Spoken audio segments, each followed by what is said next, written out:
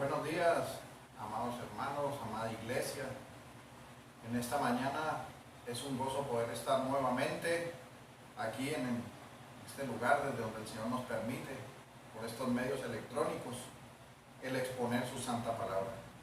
Ya para este punto, entendemos que ya han escuchado la apertura, envía nuestro hermano Blas, los himnos que envía nuestro hermano Samuel y la escuela que envía nuestro hermano Alfonso. Recordándoles que este es el día del Señor, día que debemos guardar meditando en su palabra, meditando en su verdad, en comunión, en familia y en comunión unidos desde estos medios para que como iglesia honremos el nombre del Señor. Continuamos con nuestra predicación expositiva del libro de Hebreos. El día de hoy iniciamos un nuevo capítulo, Hebreos capítulo 8. Vamos a estar leyendo del versículo 1 al versículo 6. Hebreos capítulo 8, versículo 1 al 6. Dice así la palabra del Señor.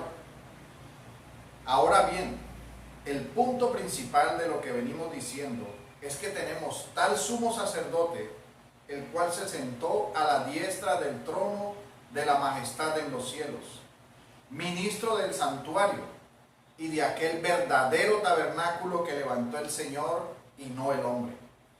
Porque todo sumo sacerdote está constituido para presentar ofrendas y sacrificios, por lo cual es necesario que también éste tenga algo que ofrecer. Así que si estuviese sobre la tierra, ni siquiera sería sacerdote, habiendo aún sacerdotes que presentan las ofrendas según la ley, los cuales sirven a lo que es figura y sombra de las cosas celestiales, como se advirtió a Moisés cuando iba a erigir el tabernáculo, diciendo: mira, haz todas las cosas conforme al modelo que se te ha mostrado en el monte. Pero ahora tanto mejor ministerio es el suyo, cuanto es mediador de un mejor pacto establecido sobre mejores promesas. Que el Señor añada bendición a su palabra. Vamos a orar. Bendito, soberano Salvador de nuestras vidas, venimos hoy nuevamente en el día del Señor, congregados, unidos como una iglesia, como tu pueblo. Estamos en comunión, en la unidad de los santos, para adorar tu nombre a través del estudio de tu santa palabra. Señor, agradecidos estamos por el privilegio que tenemos de estar frente a ella, de ser expuestos a ella, de escucharla y de saber que ella nos es útil para instruirnos en justicia, para que estemos preparados para toda buena obra. Gracias, Señor, te pedimos en esta mañana que nos guíes y nos ayudes a través de este estudio de tu palabra, de este mensaje de tu palabra, que tu palabra sea guardada en nuestros corazones, que avive el fuego en nosotros, que podamos nosotros, Señor, vivir para tu gloria en vidas santas que te honren a ti. Gracias, Señor, que tu Santo Espíritu nos ilumine y nos ayude, y que sea tu nombre glorificado. Te damos gracias en el nombre de Jesús. Amén.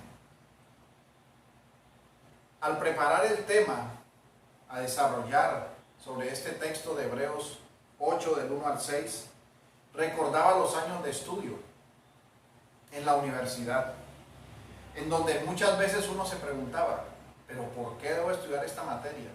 ¿Qué sentido tiene que yo haga este estudio? ¿Para qué me servirá?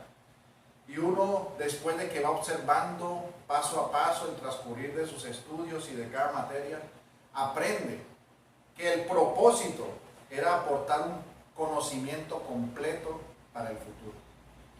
En este orden de ideas y en forma que nos ayuda en el contexto de lo que estamos estudiando, hoy debemos también nosotros pensar nuevamente en la audiencia a la cual fue dirigida la epístola de los Hebreos. Entendiendo nosotros que esta audiencia había creído en nuestro Señor Jesucristo. Eran judíos creyentes, que entendían el idioma griego, pero que asimismo tenían conocimiento de todo lo que había acerca del Antiguo Testamento. Conocían sobre los sacrificios, conocían sobre las leyes ceremoniales, conocían sobre las leyes civiles y conocían sobre las leyes morales. Y ellos sabían que había una revelación especial de Dios que había sido dada en forma progresiva a través de estos puntos que acabamos de ver. Pero ahora, ya en este punto, el autor de Hebreos está llamándolos, haciéndoles un llamado para que conozcan, amen y comprendan la revelación final y completa de que nuestro Señor Jesucristo es el Mesías prometido. Por esta razón, el autor de Hebreos comenzó diciendo y recordando en Hebreos 1:1, diciendo que Dios, habiendo hablado muchas veces y de muchas maneras en otro tiempo a los padres por los profetas, en estos postreros días nos ha hablado por el Hijo, a quien constituyó heredero de todo y por quien asimismo hizo el universo. Es interesante ver que en esta palabra, cuando dice que Dios nos ha hablado por el Hijo, no traduce el Hijo, sino que en el texto original traduce la palabra en Hijo. Es decir, que determinó que ahora nos revelaría todo a través de nuestro Señor Jesucristo, siendo Él el Evangelio vivo, siendo Él la promesa de la simiente que ya se hizo una realidad y que se cumplió con su venida.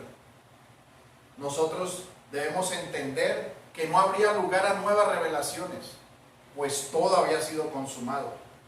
Él fue la consumación de todas las cosas con su sacrificio perfecto y no habría lugar a nada nuevo, a ninguna novedad, pues solo a través de Él podríamos nosotros recibir el levantarnos de los muertos y el tener una vida eterna. Asimismo, nos lleva a ver esa extraordinaria imagen de Cristo, cuando dice, el cual siendo el resplandor de su gloria y la imagen misma de su sustancia, y quien sustenta todas las cosas con la palabra de su poder, habiendo efectuado la purificación de nuestros pecados por medio de sí mismo, se sentó a la diestra de la majestad en las alturas. Nuestro Señor Jesucristo ejecutó en forma perfecta la salvación. Él la hizo a favor de todos los que son suyos y ahora reina en majestad. El autor de la carta, de la epístola, nos ha mostrado cómo a través del Señor Jesucristo se ha recibido esa revelación y se ha completado, pues nos ha hablado en Hijo. Pero también nos mostró que nuestro Señor Jesucristo es superior a los ángeles, pues Él recibió más excelente nombre que ellos. Esto nos muestra su grandeza, su poder, tanto que los ángeles le adoraban. Como vemos nosotros, cuando el Señor fue tentado por Satanás y el diablo entonces lo dejó, dice la palabra en Mateo 4:11 que entonces vinieron los ángeles y le servían. Le servían porque reconocían a aquel al que tenían que adorar, aquel que era superior a ellos. Y vemos nosotros también que nuestro Señor es superior a Moisés. Pues cuando empezamos el capítulo 3 y estudiamos el capítulo 3 de Hebreos, vimos que Moisés era el siervo en la casa de Dios. Pero nuestro Señor está sobre la casa. ¿Y quién es superior? ¿El que está en la casa o el que está sobre la casa? Así que claramente nosotros entendemos que nuestro Señor es superior a Moisés. También vimos nosotros que nuestro Señor era Señor sobre el día de reposo y que era nuestro gran sumo sacerdote según el orden de Melquisedec, el cual prefiguraba a nuestro Señor, que es nuestro gran sumo sacerdote que se compadece de nosotros y que es puro, limpio y sin mancha. Contemplando todas estas verdades que hemos estado estudiando y que se había anunciado a esta audiencia, a este pueblo hebreo, ellos podían entender que todo lo que habían practicado y creído llevaba al punto máximo, al hilvanario por medio del único y verdadero Salvador, que daba sentido, era el hilo conductor, era el cumplimiento y la claridad de cada una de las promesas. Esto es nuestro Señor Jesucristo. Así que el cristianismo claramente no era una secta del judaísmo, sino que el cristianismo era mayor, mejor y más grande revelación que le daba sentido a todas las ceremonias rituales que tenía el judaísmo, porque era el cumplimiento en Cristo, en la grandeza de nuestro Señor Jesucristo de todas estas cosas. Y esta es la grandeza de Cristo. Y esto para ellos como para nosotros debe ser así, debe ser una verdad inquebrantable, que nuestro Señor es el Hijo enviado y a través de Él se nos reveló la gloria de Dios y sigue derramando hoy en día de su gracia para nosotros. Esto es un grandioso aliento en cualquier circunstancia en la cual nos encontremos viviendo en este momento. Así, en este contexto que hemos visto, damos inicio al capítulo 8 de la epístola de los Hebreos. Y he titulado este sermón, El sumo sacerdote y Rey glorioso. Y deseo que, tomando en consideración todo lo que hemos expuesto anteriormente, veamos por qué Cristo, nuestro Señor Jesucristo, fue designado sacerdote según el orden de Melquisedec. Pues Melquisedec, quien sí es identificado como rey de Salem y sacerdote del Dios Altísimo, y de quien poco sabemos, pues las Escrituras no nos revelan mayor cosa. Pero sabemos que lo que nos revela nos permite ver una prefiguración del sumo sacerdote que era nuestro Señor Jesucristo. Él fue el único en el Antiguo Testamento identificado como rey y como sacerdote. Pero de quien concluimos era un tipo, como les dije, era un tipo o figura del que habría de venir. Recordando nosotros en esta mañana que el tipo es la sombra, es decir, el tipo es la sombra de lo que se revelaría en el Nuevo Testamento. Y el antitipo es la revelación o la sustancia misma de las cosas. Es el cumplimiento de la figura que había sido representada en el Antiguo Testamento. Podemos ver un ejemplo. Por ejemplo, leemos en Apocalipsis 5:8. Dice así: y cuando hubo tomado el libro, los 4 seres vivientes y los 24 ancianos se postraron delante del Cordero. Todos tenían arpas y copas de oro llenas de incienso, que son las oraciones de los santos. Este es un antitipo, porque estamos viendo un cumplimiento futuro en Apocalipsis, en contraste con un tipo que lo encontramos en Éxodo 30:37, que dice así: como este incienso que harás, no haréis otro según su composición, te será cosa sagrada para Jehová. Nuestro Dios en las leyes ceremoniales determinó cómo tenía que ser el incienso, cómo debía hacerse, bajo qué especie debía hacerse, en qué lugar específico debía usarse, que era en el lugar santísimo. No podía usarse en otro lugar, en otra forma, ni siquiera en una casa. Nadie podía elaborarlo en ningún otro lugar. Y este incienso, claramente que se usaba, vemos nosotros que es la figura y el antitipo es la acción intercesora de nuestro Señor Jesucristo como el gran sumo sacerdote. Por eso el antitipo es la oración de los santos. Esa oración de los santos hace referencia a esa acción que nuestro Señor Jesucristo hace de intercesión como sumo sacerdote por todos nosotros. Es decir, que vimos un tipo en el Antiguo Testamento, el incienso, y un antitipo, que es el cumplimiento de ese tipo en el Nuevo Testamento, en Apocalipsis, con la acción intercesora de nuestro Señor Jesucristo. Otro ejemplo lo encontramos en Números 21:9. Ahí podemos ver otro tipo. Dice así: y Moisés hizo una serpiente de bronce y la puso sobre un asta. Y cuando alguna serpiente mordía a alguno, miraba a la serpiente de bronce y vivía. Esto lo vemos en contraste de Juan 3, 14, 15, que es el cumplimiento. Dice así: y como Moisés levantó la serpiente en el desierto, así es necesario que el Hijo del Hombre sea levantado, para que todo aquel que en él cree no se pierda, mas tenga vida eterna. Vemos un tipo en la serpiente de bronce levantada, ¿verdad? Esta fue levantada ¿para qué? Para que se sanaran.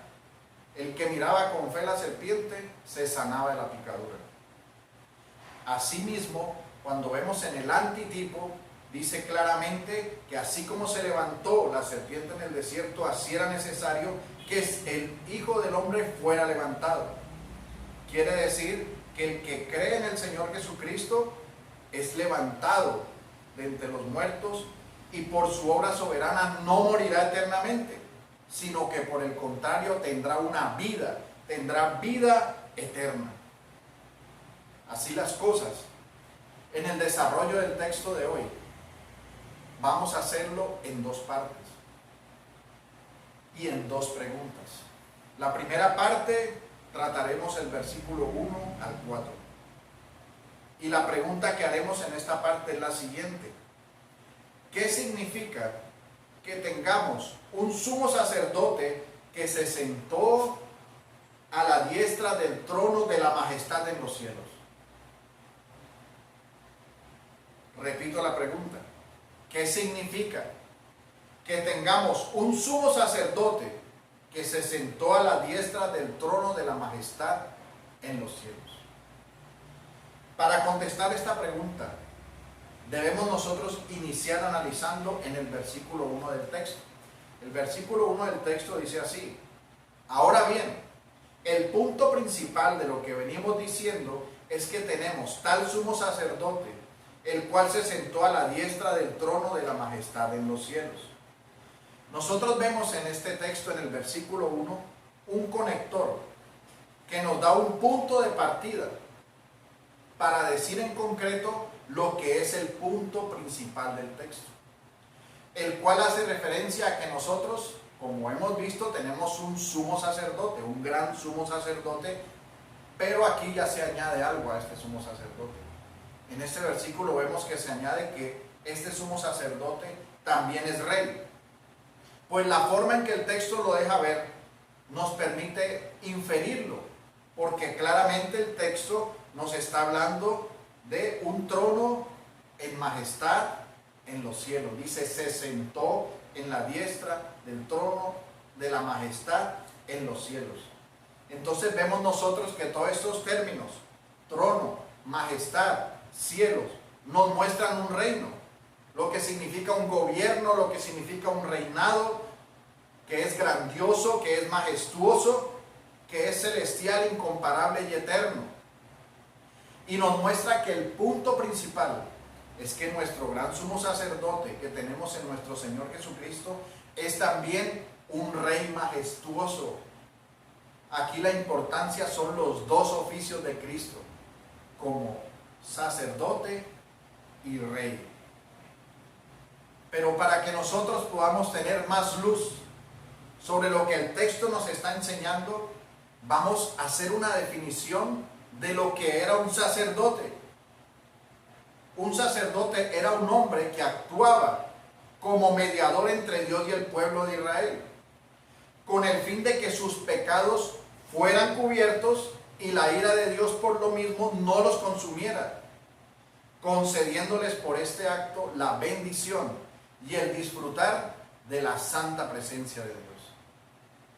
El sacerdote era entonces mediación. El sacerdocio era para que mediara.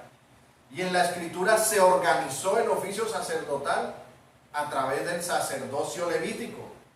Pero antes de que esto sucediera, nosotros vemos por la Escritura que ya habían otros sacerdotes.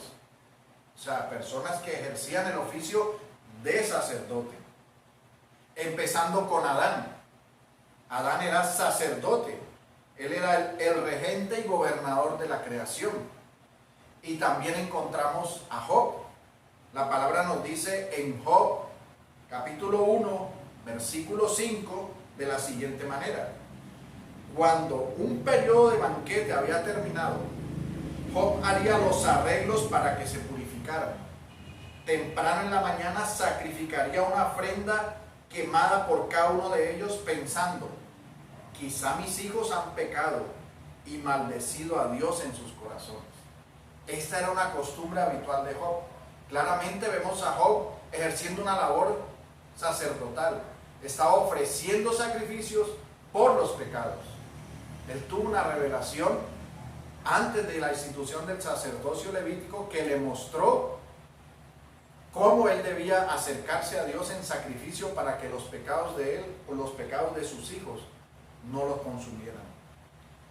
También vemos otro ejemplo en Éxodo 18:1.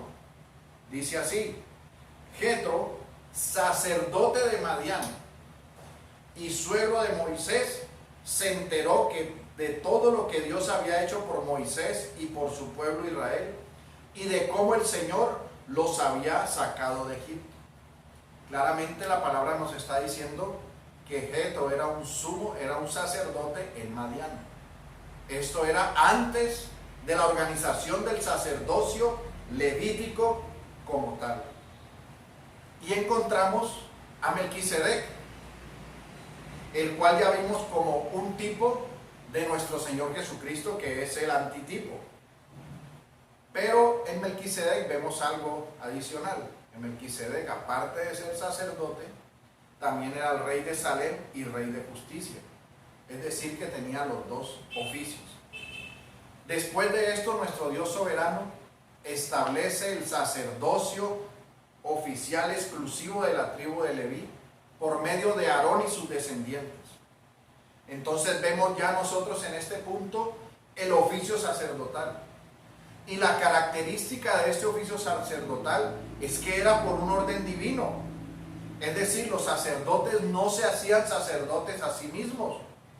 Y la elección se daba por parte de la tribu de Leví.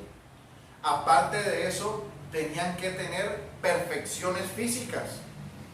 No podían ser imperfectos. Tenían unos vestidos especiales y estaban actuando como mediadores. Es decir, que ellos exhibían, mostraban la pureza, santidad y perfección en medio de su naturaleza humana como una sombra del gran sumo sacerdote que es nuestro Señor Jesucristo. Ellos también tenían la responsabilidad de ofrecer los sacrificios por sus propios pecados y por los del pueblo. De forma que nuestro Dios reguló esto a través de las leyes ceremoniales. Nadie podía hacer algo diferente al oficio como nuestro Dios lo había establecido. El que lo hacía en forma diferente recibía un castigo divino. Y este castigo era que eran eliminados. Y la palabra nos muestra claramente un ejemplo de lo que sucedía a aquellos que no se sometían al principio regulador de nuestro Dios por medio de sus leyes ceremoniales para el cumplimiento del oficio sacerdotal. Y nosotros encontramos el caso de Core.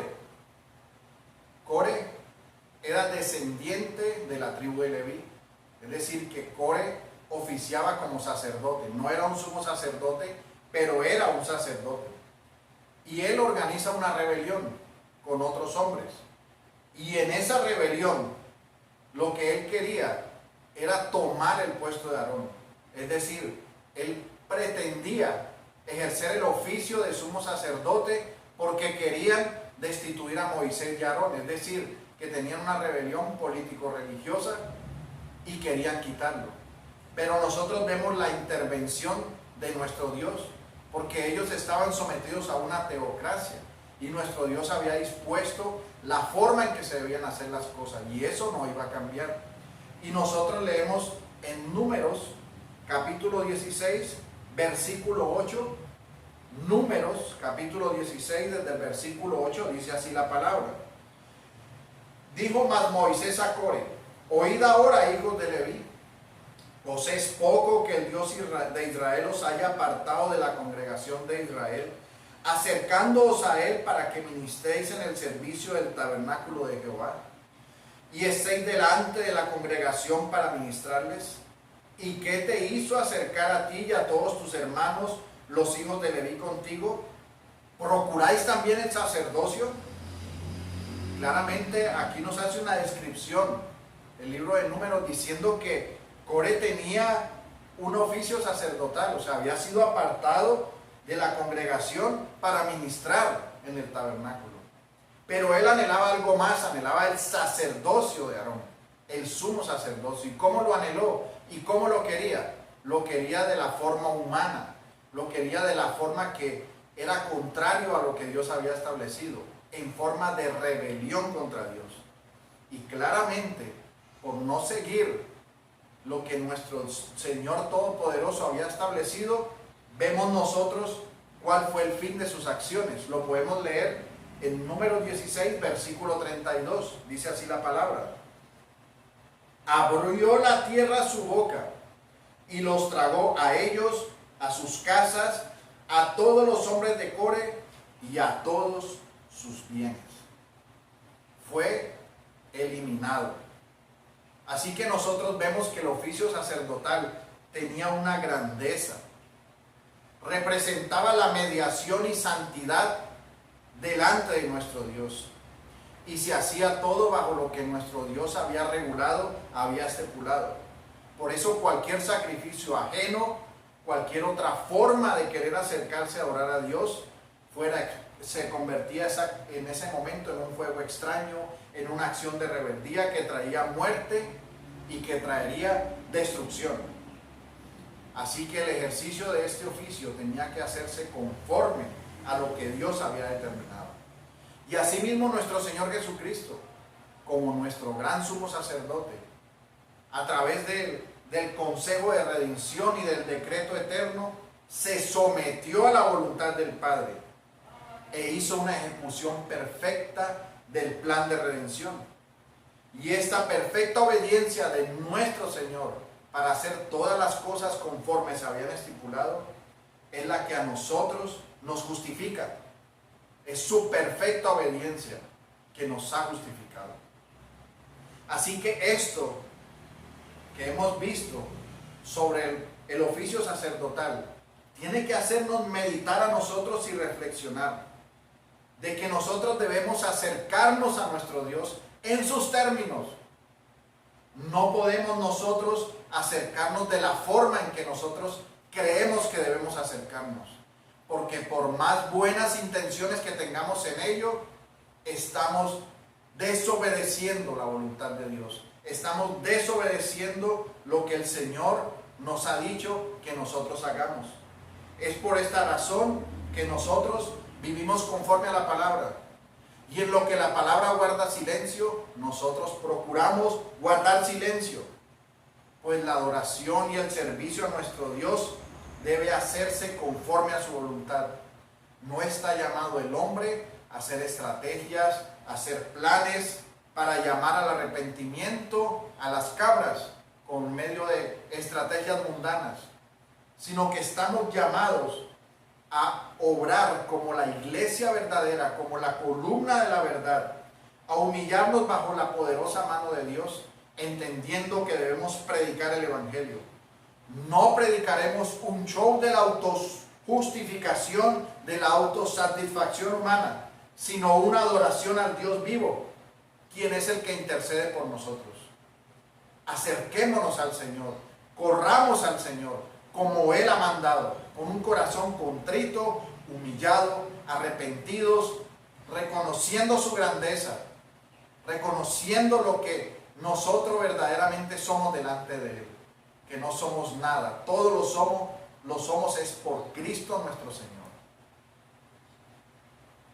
Continuando nosotros con el desarrollo del versículo 1, vemos el oficio real. El oficio real es donde vemos nosotros por la Escritura cómo los reyes también eran elegidos por Dios. Y nuestro Dios era el que los ungía, como vemos el caso del rey David. Leemos en 1 Samuel 16, versículo 1. Dijo Jehová a Samuel: ¿hasta cuándo llorarás a Saúl, habiendo yo desechado para que no reine sobre Israel? llena tu cuerno de aceite y ven, te enviaré a ti, te enviaré a Isaí de Belén, porque de sus hijos me he provisto de rey. Entonces dijo Samuel a Isaí, ¿son estos todos tus hijos? Versículo 11 estoy leyendo. Y él respondió, queda aún el menor que apacienta las ovejas. Y dijo Samuel a Isaí, envía por él, porque no nos sentaremos a la mesa hasta que él venga aquí. Envió pues por él y le hizo entrar. Y era rubio, hermoso de ojos y de buen parecer. Entonces Jehová dijo, levántate y úngelo, porque este es. Y Samuel tomó el cuerno del aceite y lo ungió en medio de los hermanos. Y desde aquel día en adelante el Espíritu de Jehová vino sobre David. Se levantó Samuel y se volvió a Rama. Vemos nosotros claramente que estos reyes eran ungidos por Dios. Eran escogidos por Dios, así como los sacerdotes fueron escogidos por Dios. En el oficio sacerdotal los reyes eran ungidos y escogidos por Dios. Pero los reyes también debían gobernar en justicia. Tenían que vivir en obediencia a los mandatos de nuestro Dios, so pena de ser desechados, como pasó por Saúl. Por lo que estos reyes, obrando y reinando en justicia, reinando conforme a los mandatos de nuestro Dios, prefiguraban al Rey de Reyes y Señor de Señores, nuestro Señor Jesucristo. Pero otra característica de los reyes era que no podían ejercer sacrificios sacerdotales. Es decir, que un rey elegido por Dios no podía ejercer la labor de un sacerdote.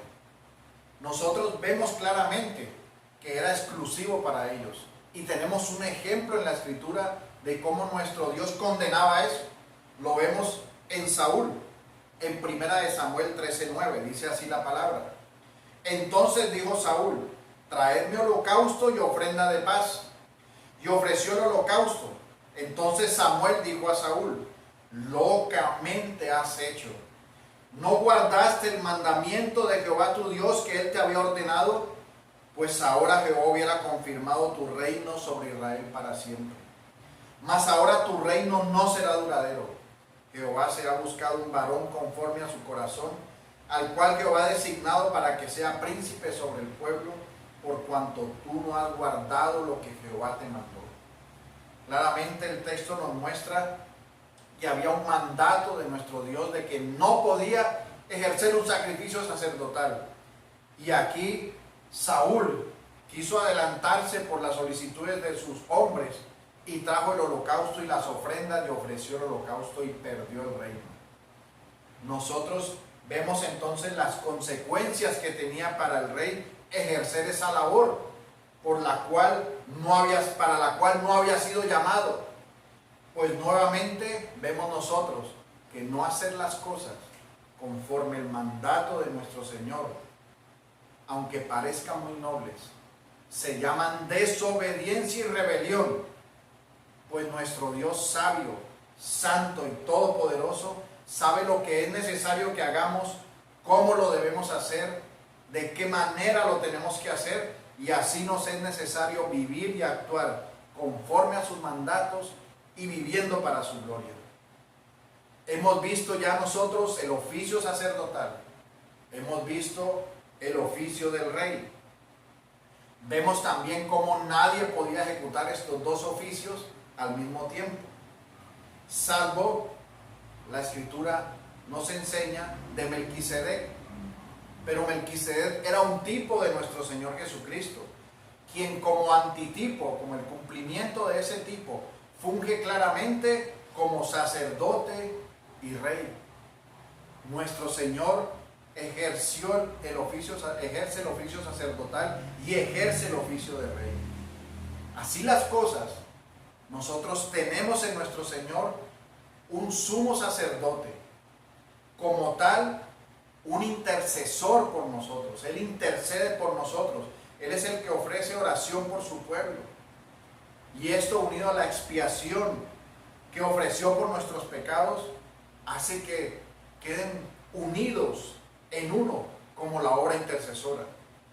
Por lo que podemos decir, como lo define el doctor Perfort en su obra de teología sistemática, La esencia de la intercesión es la reconciliación. Y la reconciliación es esencialmente una intercesión. Así que la intercesión es constante, es autoritaria y es eficaz. Esto sumado al oficio sacerdotal, que también es un oficio de mediación, y nuestro Señor claramente es nuestro mediador. Dice la palabra en 1 de Timoteo 2:5, porque hay un solo Dios y un solo mediador entre Dios y los hombres, Jesucristo, hombre. Nosotros vemos en la relación del oficio sacerdotal de nuestro Señor Jesucristo, como lo introduce el Salmo 46:8, dice así como se introduce al Mesías: sacrificio y ofrenda no te agradan. Has abierto mis oídos, holocausto y expiación nos has demandado. Entonces dije, he aquí vengo, en el rollo del libro está escrito de mí, el hacer tu voluntad, Dios mío, me ha agradado, y tu ley está en medio de mi corazón.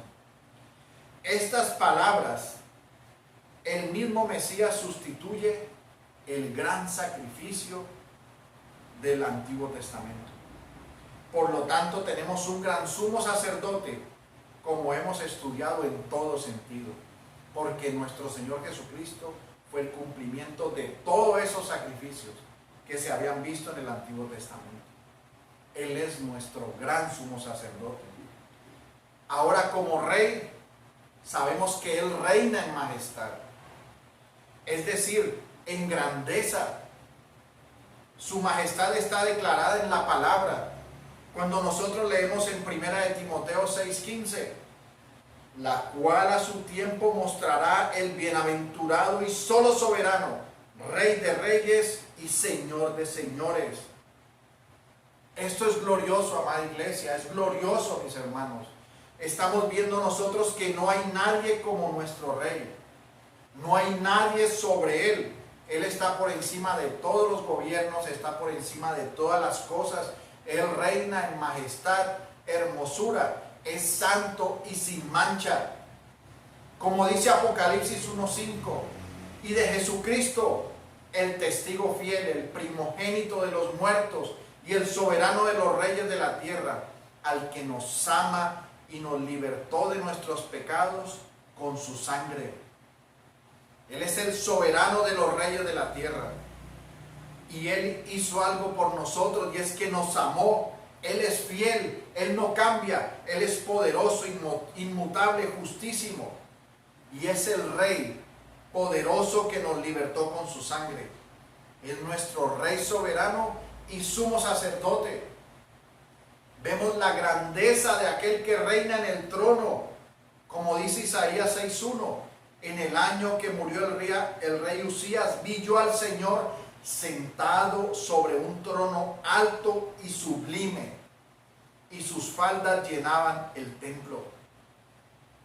Nuestro Dios reina en un trono alto y sublime, reina en santidad, en justicia, en verdad.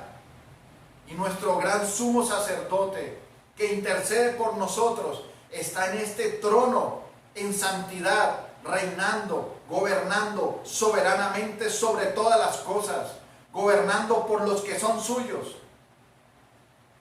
Esa es la unión de ese sumo sacerdote con ese Rey todopoderoso.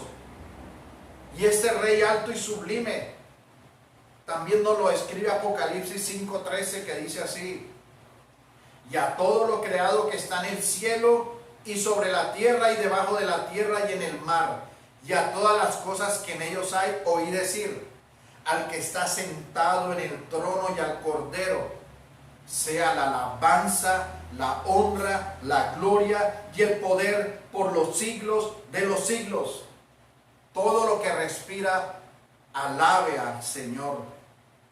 Nuestro Dios es digno de alabanza, de honra, de gloria, de poder, por siempre, porque es un Dios eterno.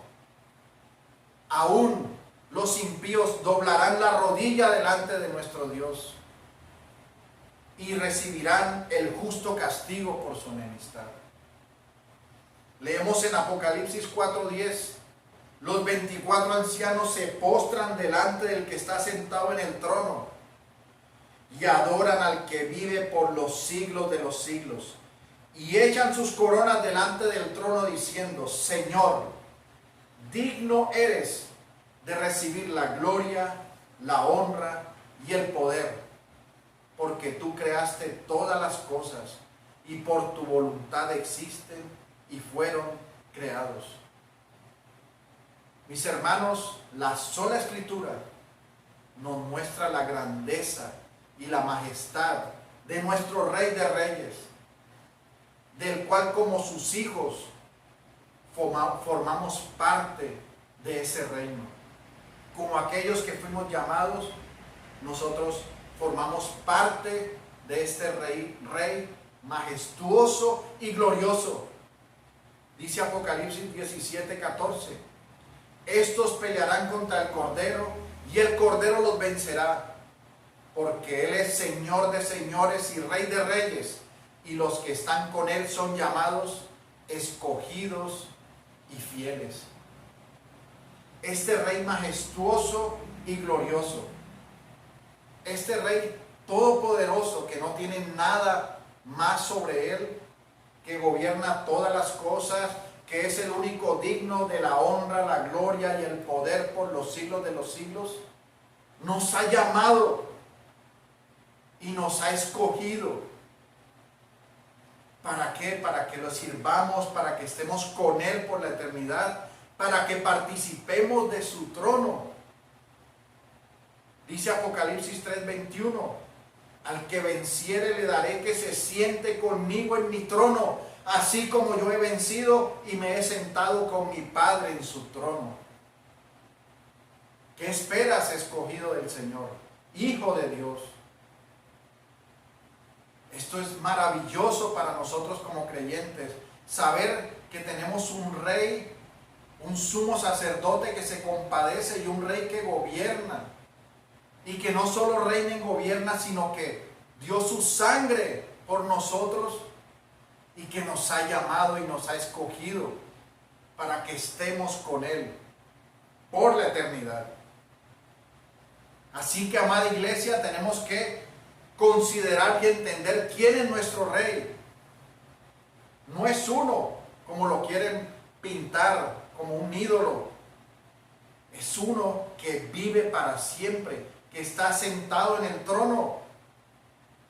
Y esta palabra sentado en el trono es un antropoformismo que nos está mostrando su grandeza, su dominio, su gobierno sobre todas las cosas. Es glorioso y rey sobre todo. Nadie le puede hacer frente. Es lleno de sabiduría y verdad.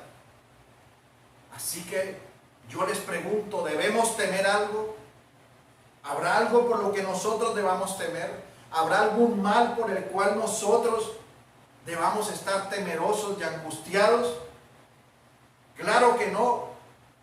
Si nosotros verdaderamente descansamos y confiamos en este Rey soberano y todopoderoso que conoce todas las cosas, que aún está reinando a favor de todos los que son suyos. Así que solo estamos llamados a cumplir lo que se nos ha mandado hacer. Ni la muerte nos puede separar del amor de Dios en Cristo Jesús. Nada de lo creado nos podrá quitar de vivir bajo el gobierno y de vivir bajo el sacerdocio de nuestro gran y todopoderoso Señor Jesucristo.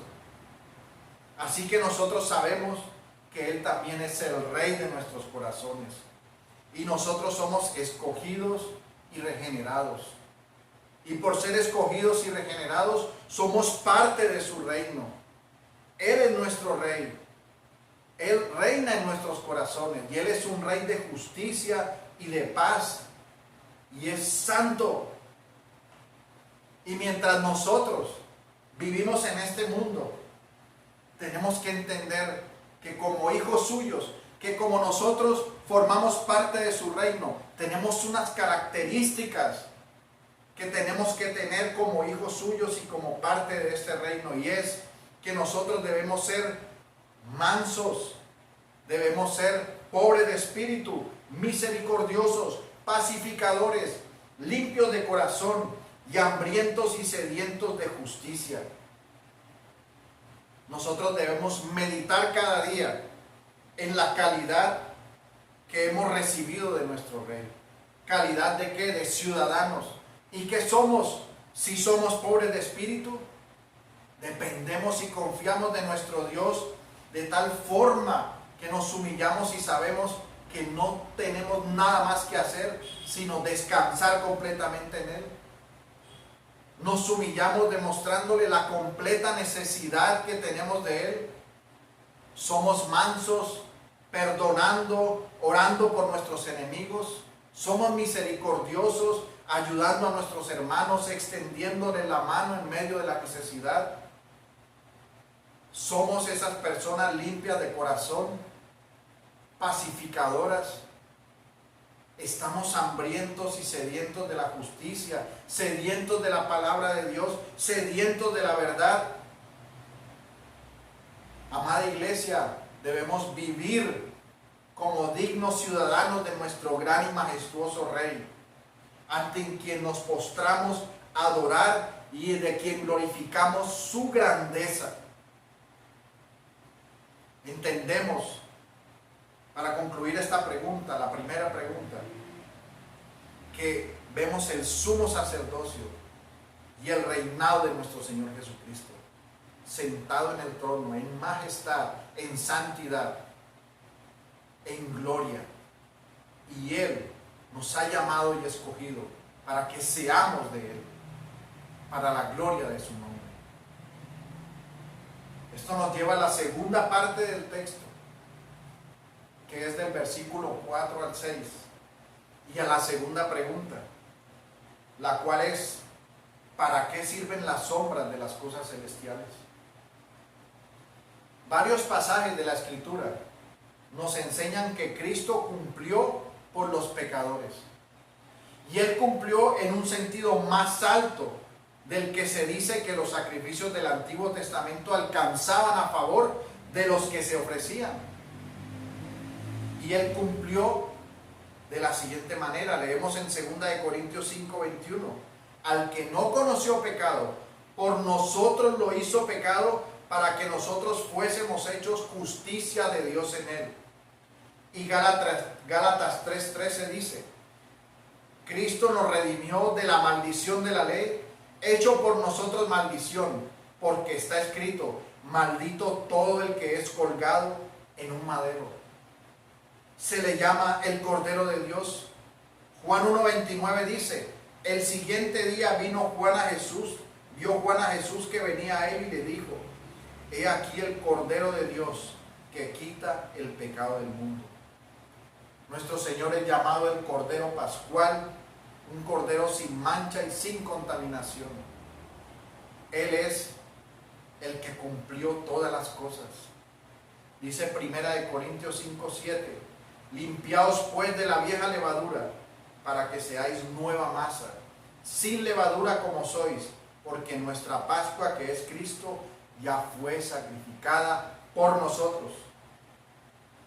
Las sombras se desvanecen cuando llega la realidad celestial. Claramente, cuando nuestro Señor dice: he aquí que vengo, oh Dios, para hacer tu voluntad, quita lo primero para establecer esto último.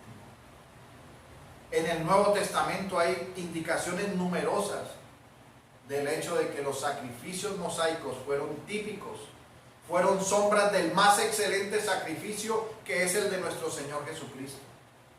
Y hay claras indicaciones y declaraciones que dan a entender que los sacrificios del Antiguo Testamento prefiguraron a Cristo y a su obra.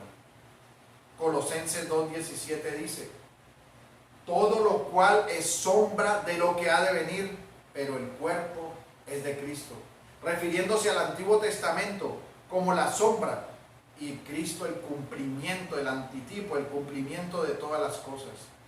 Y claramente el apóstol, cuando escribió esta epístola, tenía en su mente todo el sistema mosaico. Así que las sombras nos llevan al antitipo por excelencia. Nuestro Señor Jesucristo, quien es la revelación perfecta, el cumplimiento de la promesa de la simiente, nuestro gran sumo sacerdote y Rey glorioso, y por lo tanto, autor de un mejor pacto. Así que si hoy has creído en otro mediador diferente a Jesucristo, hay una invitación para ti a que abandones esa idea. Fuera de Cristo no hay vida.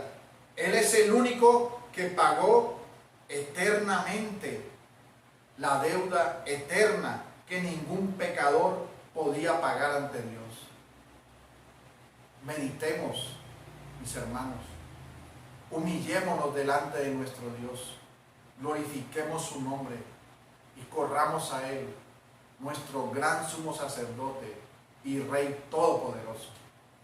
Oremos, mis hermanos. Señor y Dios, nuestro corazón se regocija en esta mañana, porque hemos visto el carácter del oficio del sumo sacerdote, nuestro Señor Jesucristo, y del Rey de Reyes, de su oficio como Rey, siendo el Rey soberano, siendo el sumo sacerdote, sentado en el trono en la majestad, glorioso, santo, puro, verdadero, quien gobierna todas las cosas. Señor, nuestro corazón está confiado en ti. Estamos humillados delante de ti, reconociendo que tú eres el dador de todas las cosas, que tú nos sostienes, que tú nos ayudas, que vivimos para ti, Señor. Padre, guárdanos en la paz tuya que sobrepasa todo entendimiento, que podamos delante de ti colocar todas las cargas, aflicciones, dificultades, confiando en ti, que eres el glorioso Rey, que cuida de nosotros, que nos ha amado y nos ha escogido y nos ha llamado para vivir vidas santas, agradables a ti. Señor, que podamos descansar en tus promesas, tener ánimo y vivir en el gozo de saber que esperamos una vida gloriosa a tu lado, Señor. Y anhelamos, Señor, que vengas pronto. Te esperamos, Señor. Ayúdanos, Señor, en esta semana. Guárdanos. Guíanos en todo lo que emprenderemos, todo lo que haremos, Señor. Que seas tú guardando nuestras vidas, nuestras familias, los hogares, el trabajo, en cada lugar, que seamos testimonio de ti, que vivamos para tu gloria. Te damos gracias, bendito Salvador. En el nombre de Jesús. Amén.